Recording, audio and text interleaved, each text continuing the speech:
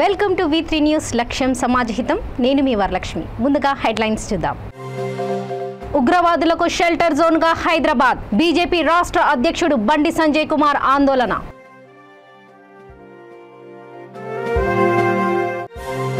Ration డీలర్ల సమ్మె ఆలోచనను విరమించుకోవాలి. పౌర సరఫరాల శాఖ మంత్రి గంగుల కమలాకర్ హితువు. టాటా స్కిల్లో శిక్షణ పొందిన యువతకు పలు కంపెనీల్లో ఉపాధి. మహారాష్ట్ర మాజీ గవర్నర్ చెన్నమనేని విద్యాసాగర్ రావు వెల్లడి. బోధన్లో ఎమ్మెల్యే షకీల్ కు వ్యతిరేకంగా ఫ్లెక్సీలు. బీజేపీ నేతల పనేంటంటూ బీఆర్ఎస్ నేతల ఆరోపణ. హైదరాబాద్ నగరం ఉగ్రవాదులకు షెల్టర్ జోన్ గా మారిందని బీజేపీ రాష్ట్ర అధ్యక్షుడు కరీంనగర్ ఎంపీ బండి సంజయ్ కుమార్ ఆందోళన వ్యక్తం చేశారు. పార్టీ రాష్ట్ర కార్యాలయంలో జరిగిన మీడియా సమావేశంలో ఆయన మాట్లాడుతూ ఎంఐఎం పార్టీ ఉగ్రవాదులకు ఆశ్రయం ఇస్తుందని, అరెస్ట్ అయిన సలీం ఓవైసీకి చెందిన డెక్కన్ మెడికల్ కాలేజ్లో శాఖాధిపతిగా పనిచేస్తుండడమే ఇందుకు నిదర్శనమని అన్నారు. 2016 జూలైలో అరెస్ట్ అయిన ఐసీఎస్ ఉగ్రవాదులకు బెయిల్ ఇప్పిస్తానని, న్యాయ పోరాటం చేస్తానని ఓవైసీ చేసిన ప్రకటనను ఈ సందర్భంగా గుర్తుంచుకోవాలని అన్నారు. ఇంత జరుగుతున్నా సీఎం కేసీఆర్ ఎందుకు సమీక్ష చేయడం లేదని ప్రశ్నించారు.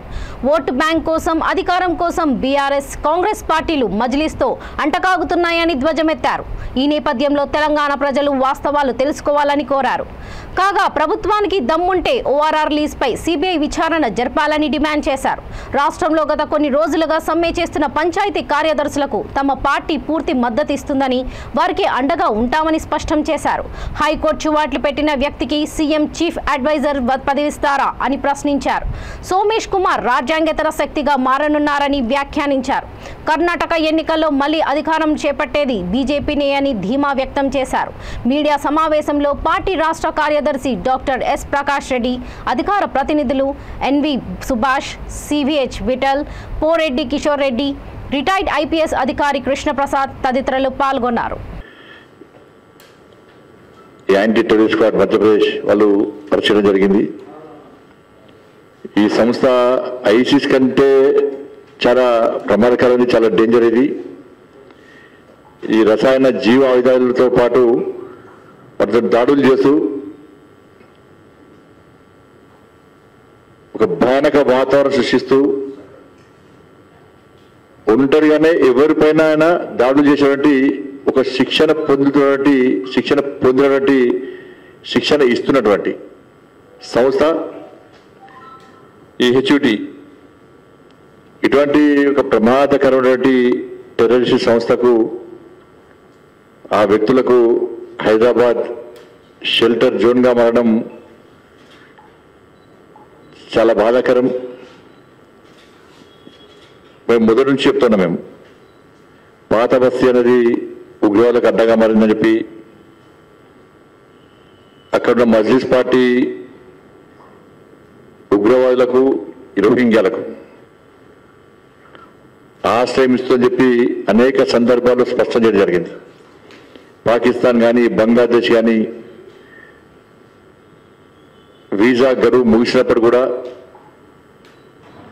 హైదరాబాద్లో స్థావరం తీసుకొని ఉంటున్నారు, వీళ్ళకి స్థావరం ఇచ్చేది ఎంఐఎం పార్టీ అని చెప్పి అనేక సందర్భాల్లో చెప్తున్న విషయము ఇవాళ నిజమైంది. ఎందుకంటే నిన్న పట్టుబడినటువంటి హెచ్యుటి ఉగ్రవాదులో ముఖ్యుడైనటువంటి మొహమ్మద్ సలీం అలియాస్ సౌరభ్ రాజ్ వైద్య, ఎంఐఎం పార్టీ సంబంధించినటువంటి డెక్కన్ మెడికల్ కాలేజీలో ఫార్మాస్యూటికల్ బయోటెక్నాలజీ విభాగంలో డిపార్ట్మెంట్లో హెచ్ఓడిగా పనిచేస్తున్నారు. ఈ కాలేజీ ఎంఐఎం పార్టీకి సంబంధించినటువంటి ఓవైసీ కుటుంబానికి సంబంధించిన కాలేజీ. దీనికంటే ఇంకేం ఉదాహరణ వాళ్ళని తెచ్చుకోవాలి మనం. ఒక ఉగ్రవాద సంస్థకు అధినేతగా ఉన్నటువంటి ఒక వ్యక్తి ఓవైసీ కుటుంబానికి సంబంధించినటువంటి మెడికల్ కాలేజీలో హెచ్ఓడిగా పనిచేస్తుందంటే ఎంఐఎం పార్టీకి, ఓవైసీ కుటుంబానికి ఉగ్రవాదంతో సంబంధం ఉందా లేదా అనేది చెప్పాలి. రేషన్ డీలర్లు సమ్మె ఆలోచనను విరమించుకోవాలని పౌర సరఫరాల శాఖ మంత్రి గంగుల కమలాకర్ హితవు పలికారు. రేషన్ డీలర్ల సమస్యపై హైదరాబాద్లోని తన అధికారిక నివాసంలో పౌర సరఫరాల కమిషనర్ వి అనిల్ కుమార్ ఇతర ఉన్నతాధికారులతో ఆయన సమీక్ష నిర్వహించారు. ఈ సందర్భంగా ఆయన మాట్లాడుతూ డీలర్ల ప్రధాన సమస్యల పరిష్కారంపై ప్రభుత్వం కసరత్తు చేస్తుందని 22వ డీలర్ల సంఘాలతో సమావేశం కానున్నామని తెలిపారు. రాష్ట్రంలో అనార్థులు ఉండొద్దని, ఏ ఒక్కరూ ఆకలితో అలమటించకూడదనే గొప్ప సంకల్పంతో కేసీఆర్ సర్కార్ పేదలకు రేషన్ పంపిణీ చేపడుతుందని అన్నారు. సంవత్సరానికి వేల కోట్లను వేచిస్తూ నాణ్యమైన పోషకాలు బియ్యాన్ని పంపిణీ చేస్తున్నామని, ఎట్టి పరిస్థితుల్లోనూ వినియోగదారులకు ఇబ్బందులు రానివద్దని సూచించారు. రాష్ట్రంలో ప్రస్తుతం 17,220కి పైగా రేషన్ షాపులను నిర్వహిస్తున్నామని, ఈ డీలర్లందరికీ నెలకు 12 కోట్ల పైచికులకు కమిషన్ రూపంలో అందజేస్తున్నామని అన్నారు. ఇప్పటికే పలు దఫాలుగా రేషన్ డీలర్లతో చర్చించామని, వారి ప్రధాన సమస్యల పరిష్కారంపై కసరత్తు చేయాలని అధికారులను ఆదేశించారు.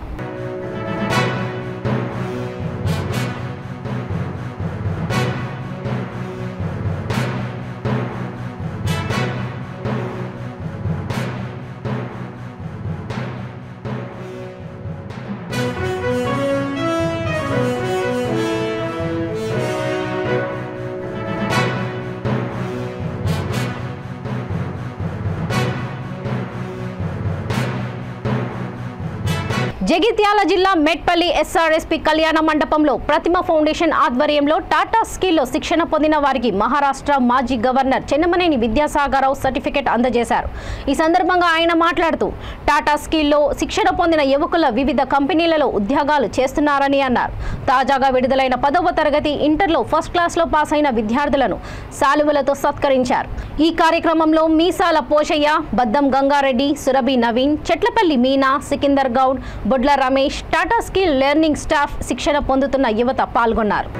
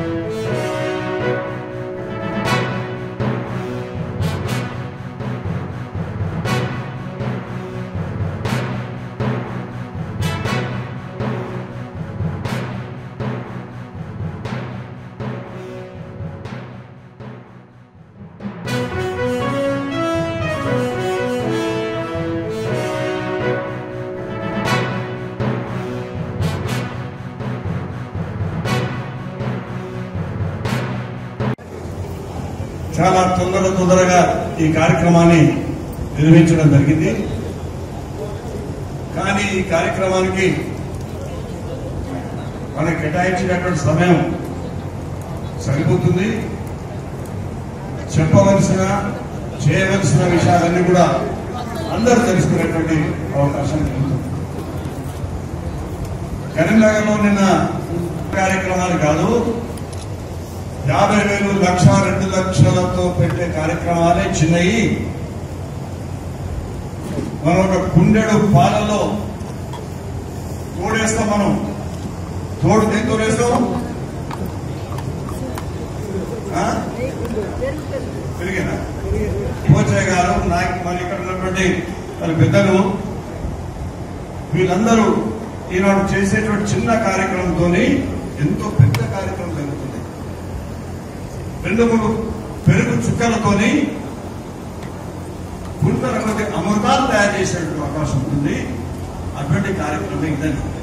ఇప్పుడే ఈ కార్యక్రమాన్ని నిర్వహిస్తున్నటువంటి కౌశిక్ నాకు ఒక లిస్ట్ ఇవ్వడం జరిగింది. నేను వారందరూ కూడా నా హృదయపూర్వకమైనటువంటి ధన్యవాదాలు తెలియజేస్తున్నాను. స్కిల్ డెవలప్మెంట్ సెంటర్స్, నైపుణ్య కేంద్రాలు, ఒకటి టాటా స్కై వాళ్ళకు చేత ఇక్కడ మన అమ్మకపేటలో, రెండవది రాయకల్లో, మూడవది నాగారంలో, నాలుగవది ఇల్లంతకుంటలో. నేను ఎంపీగా ఉన్నప్పుడు ఆ ఎంపీగా మేము పూర్తిగా ఉండలేకపోయాం. వాజ్పేయి గారి జమానాలో వాజ్పేయి గారు ఎన్ని పనులు చేసిండు. భారతదేశంలో ప్రపంచవ్యాప్తంగా ప్రఖ్యాతి చెందినటువంటి నాయకుడు. కాబట్టి మనం ఎలక్షన్కి ఎప్పుడు పోతే ఏముందని కొన్ని మొదలు పెట్టుకున్నాం ఎలక్షన్లు. కానీ తీర్పు ఇచ్చేది ప్రజలు ఏం చేస్తారో ఎవరికి తెలియదు. ఎవరు ఓటేస్తారో ఎవరు గొప్ప ముంచుతారో మనకు తెలియదు. కాబట్టి ఆనాడు భారతీయ జనతా పార్టీ ఓడిపోక తప్పలేదు. ఓటమే గెలుపు అనేది భారతీయ జనతా పార్టీకి ఎన్నడూ లేదు. భారతీయ జనతా పార్టీ అనేది ఒక పార్టీ కానే కాదని, జాతీయ సాంస్కృతిక వారమని, భారతీయ సంస్కృతి పరంపర నుంచి వచ్చినటువంటి జీవన విలువలు తీసుకుని ముందుకు పోతా ఉంటాం. నిజామాబాద్ జిల్లా బోదాన్లో ఫ్లెక్సీల కలకలం రేపాయి. అధికార పార్టీ ఎమ్మెల్యే షకీల్ కు వ్యతిరేకంగా ప్రధాన కూడల్లో ఫ్లెక్సీలు వెలిశాయి. తడిసిన ధాన్యం కొంటానని చెప్పిన ఎమ్మెల్యే గత 20 రోజులుగా అదృశ్యమయ్యారంటూ ఫ్లెక్సీలు ఏర్పాటు చేశారు. కాగా షకీల్ అడ్రస్ ఎక్కడా అని రైతుల పేరుతో బీజేపీ నేతలే ఫ్లెక్సీలు ఏర్పాటు చేశారని బీఆర్ఎస్ నేతలు ఆరోపించారు. ఆయా కూడల్లోని ఫ్లెక్సీలు చించివేశారు. అనంతరం పోలీస్ స్టేషన్లో ఫిర్యాదు చేశారు.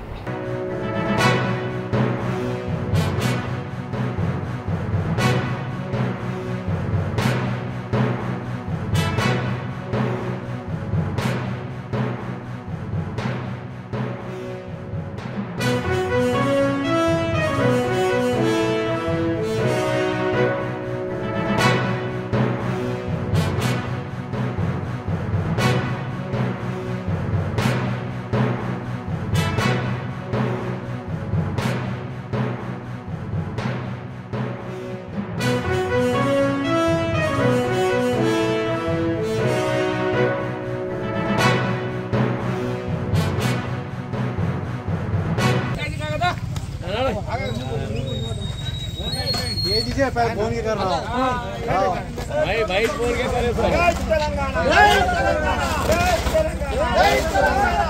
तेलंगाना जय तेलंगाना जय तेलंगाना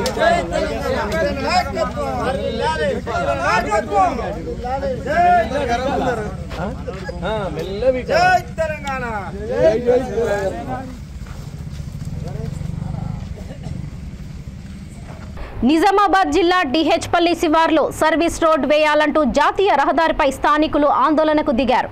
ఈ ఆందోళన కార్యక్రమానికి 4 గ్రామాల నుండి ప్రజలు తరలివచ్చారు. ఆందోళనకారులు హైవే రోడ్డుపైకి వెళ్లే క్రమంలో వారిని పోలీసులు అడ్డుకున్నారు. సర్వీస్ రోడ్డు నిర్మించకపోవడంతో తరచూ రోడ్డు ప్రమాదాలు జరుగుతున్నాయని ఆవేదన వ్యక్తం చేశారు. ఆందోళనను అడ్డుకోవడంతో నిరసనకారులు పోలీసులకు మధ్య వాగ్వాదం చెలరేగింది.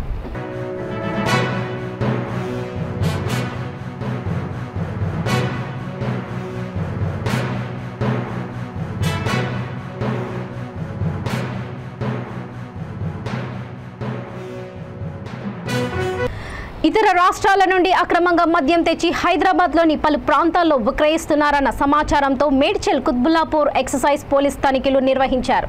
ఈ నేపథ్యంలో మద్యం అక్రమంగా సరఫరా చేస్తున్న 7 వ్యక్తులను అరెస్ట్ చేశారు. ఈ కేసుకు సంబంధించి మరో 3 పరారీలో ఉన్నట్లు గుర్తించారు. నిందితుల నుంచి 160 కాటన్ల మద్యం స్వాధీనం చేసుకున్నారు. 1 కారు, 1 కంటైనర్, 7 సెల్ ఫోన్లు స్వాధీనం చేసుకున్నారు. వీటన్నింటిని విలువ సుమారు 40 లక్షల రూపాయలు ఉంటుంది. నిందితులపై ఎక్సైజ్ యాక్ట్ నమోదు చేసి రిమాండ్కు తరలించారు. ఈ తనిఖీలో Rangareddy division deputy commissioner David, superintendent Vijay Bhaskar, task force Sahadev, Qutbullapur excise CI Yadaiah, ఇతర సిబ్బంది పాల్గొన్నారు.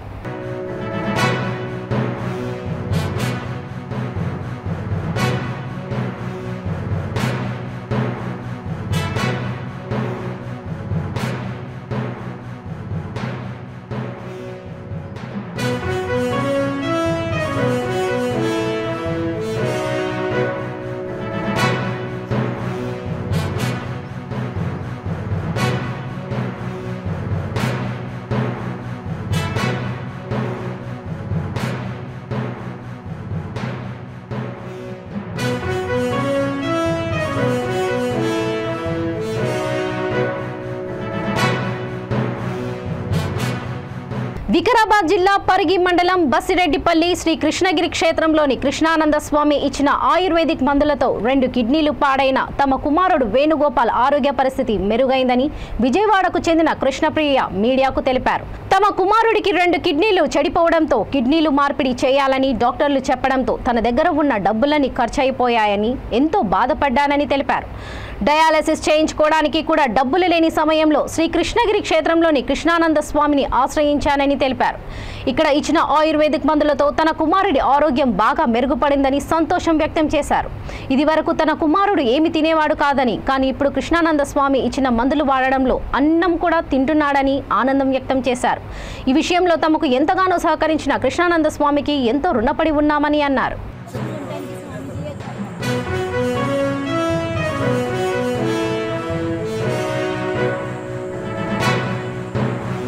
నా పేరు కృష్ణప్రియ. మేము విజయవాడ నుంచి వచ్చాము. బాబు పేరు వేణుగోపాల్. అక్కడ విజయవాడలో హాస్పిటల్లో ఎయిమ్స్లో చూపించాము, స్వరాలో చూపించాము. బాబుకి నైట్ నవంబర్ 14న వాంతులయ్యి పెద్ద పెద్ద వాంతులయ్యి హాస్పిటల్కి తీసుకెళ్ళాము. అక్కడికి వెళ్తే బాబుకి ఏదో ప్రాబ్లం ఉందని చెప్తే బాడీ మొత్తం స్కాన్ చేసి కిడ్నీలు 2 ముడుచుకుపోయి ఉన్నాయి, వాటికి ఆపరేషన్ చేయాలి, కిడ్నీ మార్చాలి అని చెప్పారు. అయితే మాకు తెలిసిన వాళ్ళు ఇక్కడ హైదరాబాద్లో ఉన్నారు. వాళ్ళని ద్వారా కాంటాక్ట్ చేస్తే బాబు డయాలసిస్ కానీ ఏమేమి చేయించాలని అడిగారు. ఏమీ చేయించలేదు, ఇంకా మందులే వాడుతున్నాం అన్నాం. ఉన్న డబ్బులన్నీ అక్కడే ఖర్చు పెట్టేసుకున్నాం. ₹1 కూడా లేదు. ఏడ్చుకుంటూ ఒక 10,000 పట్టుకొని ఆ ఊరు నుంచి ఊరికి రావడానికి కారు ఒడిలో పడుకు పెట్టుకొని తెచ్చుకున్నాను నా కొడుకుని నేను. అక్కడ నుంచి ఇక్కడికి తీసుకొచ్చాక స్వామీజీ తెలిసిన ఆయన వచ్చి స్వామితో మాట్లాడి ఈ బాబుని తీసురా అంటే తీసుకొచ్చాము. బాబు చేయి చూపించమన్నారు, చూపించాము. చేయి చూపిస్తే నీ కొడుకు ఏమవుదమ్మా, ఒకటే మాట అన్నారు, 90 సంవత్సరాలు బతుకుతాడమ్మా, తిరిగిలేదమ్మా అని చెప్పారు. చెప్తే స్వామి మీరు చెప్పినందుకేనా నాకు సగం ఊపిరి లేసి వచ్చింది స్వామి, మరి ఇలా అన్నారంటే ఏమవుదమ్మా, తగ్గిపోయిద్దమ్మా, అసలు ఏమవుదమ్మా, మంచిగా ఉంటాడు నీ కొడుకు, ఏమవుదమ్మా, నువ్వు ఏడవద్దమ్మా అని చెప్పారు. ఆయన దయవల్ల అలాగే నా కొడుకు ఈరోజు ఇలా డయాలసిస్ కానీ ఏదైనా పడుంటే కానీ నా కొడుకు బతికేవాడు కాదు. ఆయన దగ్గరికి నెలలా తీసుకొచ్చాను నేను, 15 రోజులకి ఒకసారి అలాగే తీసుకొచ్చా. నా బిడ్డని ఆ స్వామీజీ దయ వల్ల నిలబెట్టాడు. అది ఇంక బతుకుంటానికి కారణమే స్వామీజీ. ఇప్పుడు నవంబర్ 14న జరిగింది, అక్కడ 4 రోజులు చూపించుకున్నాం మేము. డిసెంబర్ తీసేదండి. డిసెంబర్, జనవరి, ఫిబ్రవరి, మార్చి, ఏప్రిల్, మే ఈ మధ్యలో బాబు అంటే కొంచెం తినేసి కదా, తినడానికి ఆకలేస్తుందని చెప్పి ఫుడ్ కూడా బాగా మంచిగా ఇదివరకు ఏం తినేవాడు కాదు. అలాంటిది ఆకలి బాగా పెరిగింది స్వామీజీ మందులు వాడాక. నోరు కట్టేసలేక కొంచెం బాడీకి కొంచెం అలర్జీ లాగా వచ్చింది.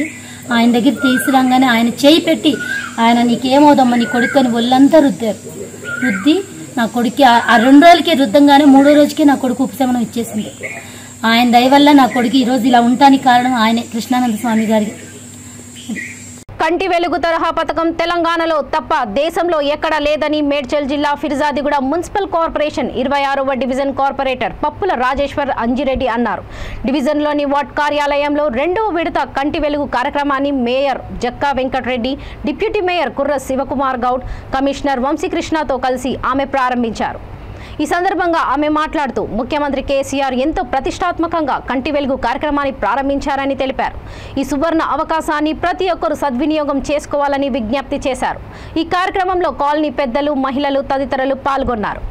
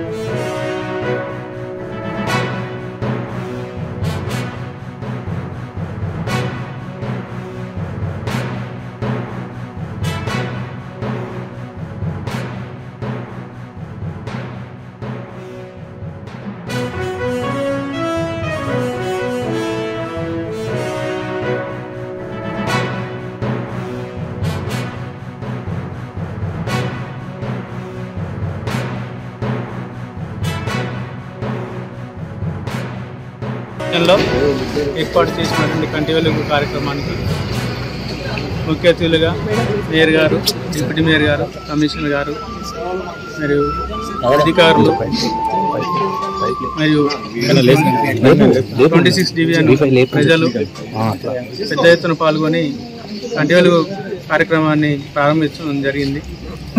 మరి తెలంగాణ ప్రభుత్వం కేసీఆర్ గారి ప్రభుత్వంలో మొదట విడత కంటి వెలుగు ప్రోగ్రాము ఘనంగా సక్సెస్ అయినందుకు మరి రెండో విడత ప్రోగ్రాం కూడా ఈరోజు 26వ డివిజన్లో ప్రారంభోత్సవం జరిగింది.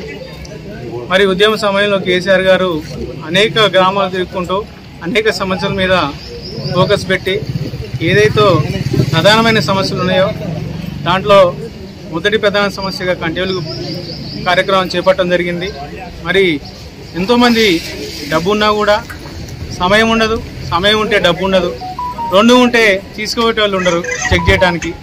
మరి దాన్ని బట్టి ఎంతోమంది దీన్ని బాధపడుతున్నారు అని చెప్పేసి కేసీఆర్ గారు ప్రత్యేకంగా గుర్తించి దీన్ని ప్రతి వాడవాడల, ప్రతి వార్డులో, ప్రతి గల్లీకి వచ్చేసి నేను మీకున్నాను అని చెప్పేసి ఈ కంటి వెలుగు ప్రోగ్రాం ద్వారా ప్రతి ఒక్కరికి న్యాయం జరగాలని చెప్పేసి కంటి వెలుగు ప్రోగ్రాంలో చూపించుకొని కళ్ళద్దాలు, దానికి సరిపడా మందులు ఇచ్చే ప్రోగ్రాంని కోటి జనాభాని టార్గెట్ పెట్టుకొని ముందుకెళ్ళడం జరుగుతుంది. 100 రోజుల ప్రోగ్రాంగా ఇది చేపట్టడం జరుగుతుంది.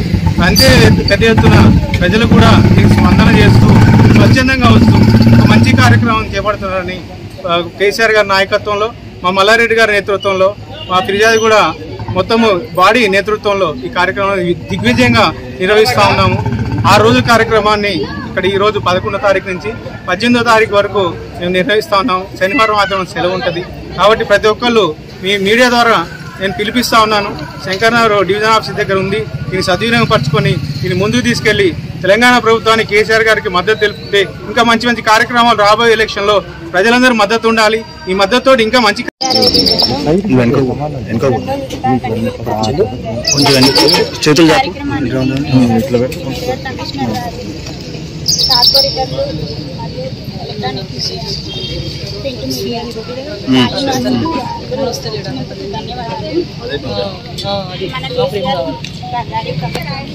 కేసీఆర్ గారి నాయకత్వంలో ప్రతిష్టాత్మకంగా ఈరోజు కంటి వెలుగు కార్యక్రమం మొదలుపెట్టారు.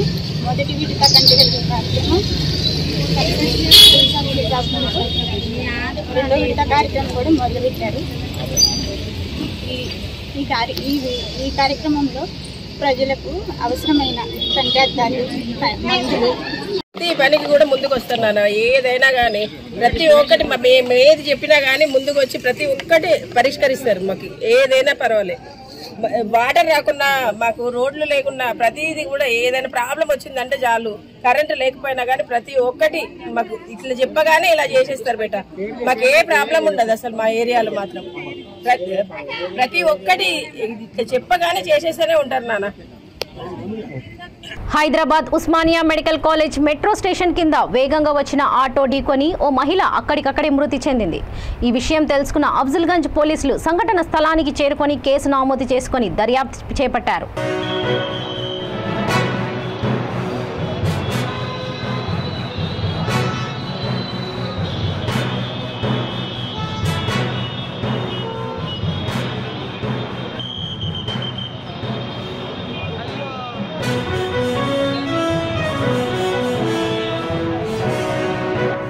పెద్దపల్లి జిల్లా మందని మండలం బట్టుపల్లిలో గుండ్ల సద్దయ్య అనే వ్యక్తి తన కన్న కూతురు రజితను గొడ్డలితో నరికి చంపాడు. నిందితుడు గత కొంతకాలంగా మానసిక స్థితి సరిగ్గా లేక జనాలపై తరచుగా దాడులు చేస్తున్నాడని సమాచారం. తన కుమార్తెను చంపిన తర్వాత అదే గ్రామానికి దూపం శ్రీనివాస్ అనే వ్యక్తిపై కూడా దాడి చేశాడు.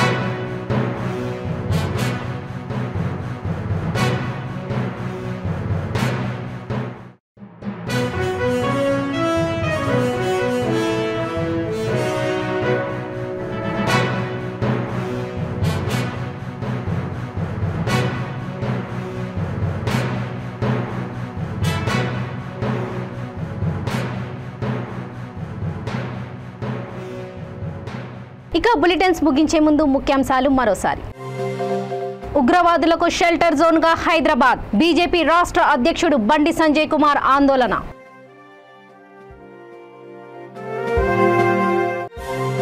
రేషన్ డీలర్ల సమ్మె ఆలోచనను విరమించుకోవాలి. పౌర సరఫరాల శాఖ మంత్రి గంగుల కమలాకర్ హితువు. టాటా స్కిల్లో శిక్షణ పొందిన యువతకు పలు కంపెనీల్లో ఉపాధి. మహారాష్ట్ర మాజీ గవర్నర్ చెన్నమనేని విద్యాసాగర్రావు వెల్లడి.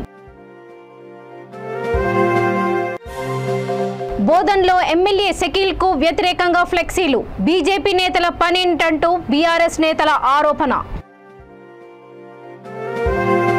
చూస్తూనే ఉండండి V3 న్యూస్. లక్ష్యం సమాజహితం. నమస్తే.